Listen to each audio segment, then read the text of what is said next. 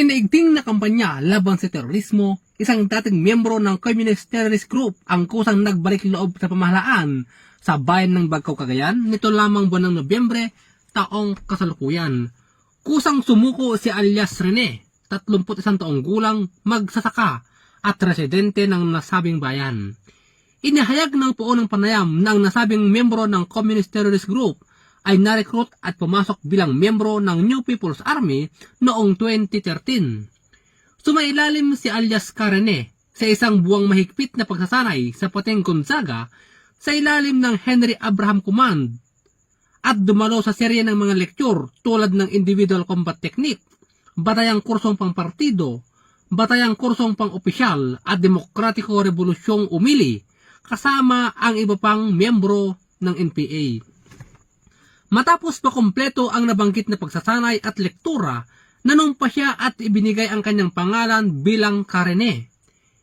Inabot sa kanya ang isang M16 rifle na may mga live ammunition at agad na idineploy at pinadala sa ilang bulbundukin ng bahagi ng Gataran at Bagcao sa lalawigan ng Cagayan. Siya ay itinilaga bilang unit guerrilla.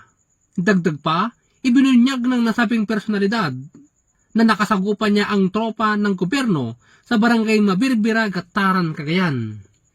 Matapos ang labanan noong taong 2014 ay nagpasa siyang umatras sa organisasyon dahil sa mga karanasang dinanas niya noong labanang iyon.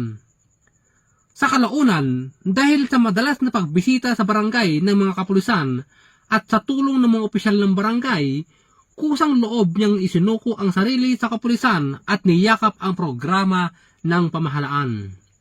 Sa wakas, kusang sinuko ng personalidad ang kanyang sarili kasama ang isang unit ng caliber 38 na walang serial number. Ang matagumpay na operasyon ay bunga ng pinagsanib na tauhan ng 2nd Mobile Force Platoon, 1st Cagayan Provincial Mobile Force Company sa pangunguna ni Police Captain Sherwin Wyatt Limon sa ilalim ng pangangasiwa ni Police Major Abdel Aziz Maximo, Acting Force Commander, kasama ang mga tauhan ng Bagcao Police Station sa pangunguna ni Police Lieutenant Colonel Osmundo M. Mamanaw, Chief of Police, Regional Intelligence Unit 2, Cagayan Police Provincial Office Intelligence Unit at 204th Mobile Company at Regional Mobile Force Battalion 2. Si Rene ay sinamahan ng Composite CTG Tracker Team sa Bagcao Police Station para sa taktikal na panayam at dokumentasyon.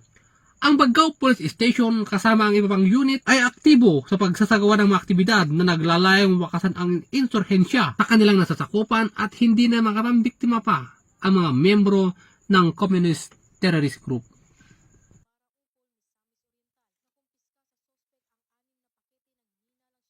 Mula dito sa lalawigan ng Cagayan, ako ang inyong Police News Network Correspondent, Police Corporal Giab, alagad ng batas, tagataguyod ng Balitang Pulis.